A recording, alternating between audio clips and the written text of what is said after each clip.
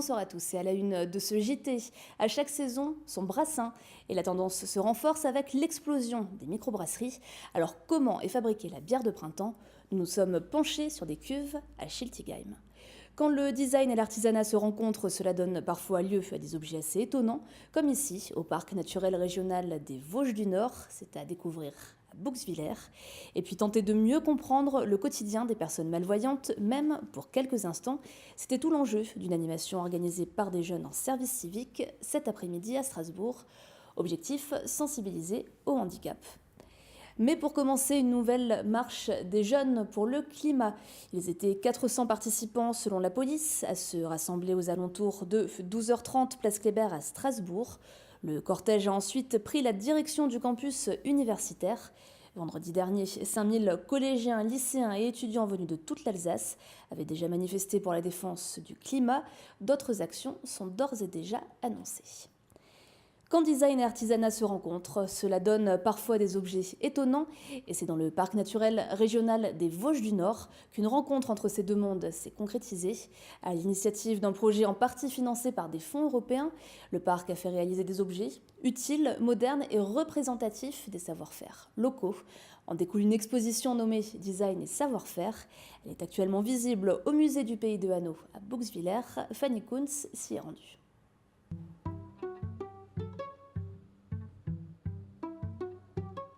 Une brosse à dents, des chaussures, un sac à main ou un paravent, les objets qui composent l'exposition Design et savoir-faire sont loin d'être de simples objets du quotidien. Ils sont l'œuvre d'une collaboration entre des designers ou des artisans locaux pour la plupart. Sandra et Thibaut ont sélectionné les objets à exposer. Ils sont également à l'initiative de l'ensemble du mobilier de présentation, lui-même issu de bois local et semblable au mobilier alsacien. Tous ces objets, ils sont vraiment issus de contextes très variés. Donc certains revisitent des objets anciens, d'autres au contraire utilisent les nouvelles technologies pour créer des innovations. Il y a autant du cuir que du bois sous toutes ses formes, de la céramique, du verre, du cristal. Proposer un pot de cuisson vapeur en terre cuite, c'était l'idée de sœurs alsaciennes, Pauline et Marianne Lamberger, et de l'atelier Siegfried Burger à Soufflenheim. Comme les autres objets de l'exposition, ils seraient représentatifs de la culture du passé, remise au goût du jour. On a une vingtaine d'objets et on a en fait une vingtaine de collaborations, mais vraiment différentes.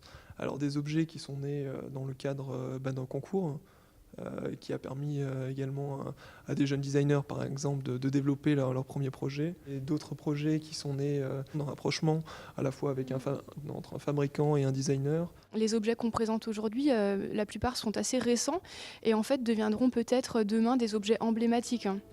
À travers ces objets, l'exposition met en avant les valeurs locales du parc naturel régional des Vosges du Nord. C'est ainsi que le parc a commandé un ensemble de 10 objets pour 10 musées de son réseau. Le pot à lait en céramique du musée du Pays de Hanau ou encore les presses-livres du musée de la bataille de 1870 de Wörth sont quelques exemples. Le projet s'appelle « Un musée, un designer, un artisan égale un objet ». On a donc 10 objets qui ont été fabriqués essentiellement pour être vendus dans les boutiques des musées, dans les boutiques donc, de ces 10 musées mais également ailleurs, et qui sont censés mettre en valeur des artisans locaux et des designers et des musées en milieu rural. Loin d'être des prototypes, tous les objets ont abouti à une commercialisation. L'exposition Design et savoir-faire est gratuite et visible au musée du Pays de Hanau à Bouxwiller jusqu'au 20 avril. Avec le retour des beaux jours, c'est aussi le retour des terrasses et des bières de printemps. Si son origine est ancienne, elle était brassée à l'hiver avec les dernières récoltes de l'été. La tendance se renforce avec l'explosion des microbrasseries et des brassins éphémères et de niche. 600 brasseries se sont créées en France l'an dernier, il y en aurait en tout 1600. En Alsace, elles sont une cinquantaine et la plupart proposent aujourd'hui des recettes de bières saisonnières. Camille Roland et Adeline Piron se sont rendus à Schiltigheim pour en percer quelques-uns de ses secrets.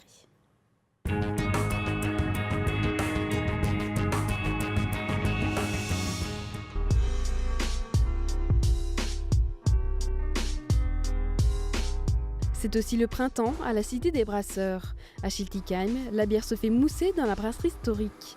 En parallèle de sa production traditionnelle, elle propose des bières de saison comme celle de printemps. Et si les recettes diffèrent, les marmites restent les mêmes. Pour la bière de printemps, le processus de fabrication d'une bière, quelle que soit la bière, est toujours quasiment le même, hein. Ici, on va mettre dans cette cuve nos maltes et nos traux. On va chercher des paliers de temps et de température. Le but de tout ça étant d'extraire de nos maltes le sucre. C'est dans ces cuves que les ingrédients sont peu à peu transformés. Si la bière traditionnelle se compose d'eau, de malt, de houblon et de levure, le breuvage des beaux jours a quelque chose de mystérieux. On est parti sur une bière blonde avec des reflets cuivrés, mais on est sur une blonde. Donc on est sur des maltes relativement pâles, hein, on n'est pas du tout sur ce type de malt. Ensuite, on est sur du houblon alsacien. On est une brasserie alsacienne. L'Alsace est une des rares régions en France à cultiver le houblon. Et ça va apporter l'amertume à la bière et aussi une part aromatique. Un bouquet d'une dizaine de plantes aromatiques lui donne son goût floral. Après avoir patienté pendant 8 heures, les millilitres de l'unité de brassage continuent leur métamorphose. Et donc on va transférer notre bière dans des tanks de fermentation et dans laquelle on va y incorporer des levures. Alors les fermentations basses sont généralement des bières qui fermentent beaucoup plus lentement. Après c'est une question de goût, hein. On a tendance à dire que les bières de fermentation basse sont des bières un petit peu plus digestes et un petit peu plus fines. La bière de printemps fermente ainsi entre 8 et 10 degrés Celsius. Et pour que le brassin soit à point, il faut s'armer de patience. Une vingtaine de jours sont nécessaires. Mais cela n'est pas fini. Avant de pouvoir la goûter, la bière doit encore se reposer. Donc le trouble que vous voyez sur notre bière de printemps en l'occurrence, et sur toutes les bières artisanales non filtrées, non pasteurisées, c'est les levures. Alors celles-ci, il faut encore attendre, mais on les contrôle régulièrement, on les goûte. Et on vérifie un petit peu où on en est parce que les levures vont continuer encore à se déposer. C'était bien avant que les bourgeons ne commencent à sortir que Laurent et son équipe ont lancé la fabrication du premier brassin de printemps. Après 2 mois, cette bière florale est peu amère et prête à être dégustée sur les terrasses.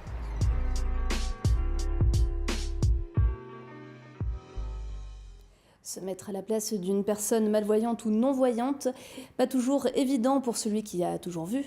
Alors des jeunes en service civique ont organisé une animation, Alice au pays de l'obscurité, cet après-midi, dans les jardins du foyer Adèle de Globitz à Strasbourg. Une expérience pour mieux comprendre le handicap, Cécile Motz.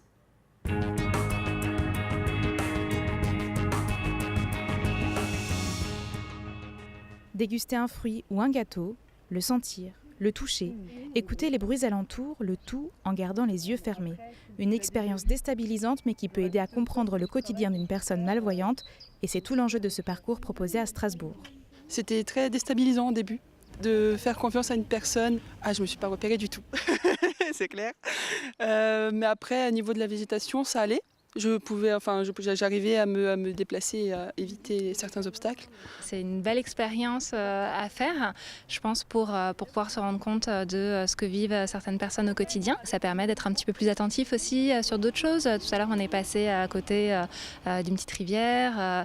Donc voilà, le guide m'a aussi interpellée pour bien me faire voir qu'il fallait aussi que j'éveille d'autres sens.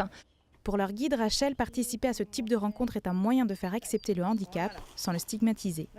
Plus les gens seront guidés et comprendront ce qu'une personne peut ressentir quand elle est privée de la vision, il y aura peut-être plus d'aide proposée et correctement. Donc là, effectivement, ça peut donner aux gens, on va dire, des billes, quoi, pour être un petit peu plus à l'aise. Parce qu'on remarque souvent que quand il y a une personne non-voyante qui arrive face à nous avec une canne, on voit souvent les gens se pousser, il y a une peur, il y a une crainte, il n'y a pas le visuel, donc on ne sait pas trop comment faire. Et là, peut-être que ça peut un peu dédramatiser la chose en fait. Cette rencontre était organisée par les bénévoles de l'association Unicité, appelée Diffuseurs de Solidarité. On sera amené à faire attention à ses autres sens, en fait. C'est un moyen aussi de se rendre compte de l'importance qu'elle a vue, tout simplement, le sens de la vue, tout simplement. Et puis de découvrir un petit peu aussi ses autres sens qu'on n'aurait pas soupçonné parfois. L'idée étant de réunir des personnes en situation de handicap visuel avec des personnes qui ont le sens de la vue et autour d'une expérience insolite. Provoquer les rencontres et l'engagement, un moteur que les bénévoles utilisent pour plusieurs causes. En parallèle de cette animation, les diffuseurs de solidarité organisent aussi des disco-soupes, un tricoton solidaire et des rencontres interculturelles. Demain, une collecte ambulante de produits menstruels sera organisée dans les rues de Strasbourg. Et on termine ce journal avec l'image du jour. Elle est signée d'Oliviane. Beau succès pour le camion racing lancé par le speaker du club Jean-Luc Filzer. À chaque étape, les supporters ont la possibilité d'inscrire un message d'encouragement pour la finale de la Coupe de la Ligue sur une immense bâche qui terminera son périple au stade Pierre-Mauroy à Lille samedi prochain. Le camion racing a déjà attiré les foules à Lavantsenau, Sels ou Ettendorf et passera demain samedi à Rosfeld et Ilfurt, puis dimanche à Sundefen, enfin mercredi au stade Charles Frey à Strasbourg, puis devant le Super U de Truchtorsheim.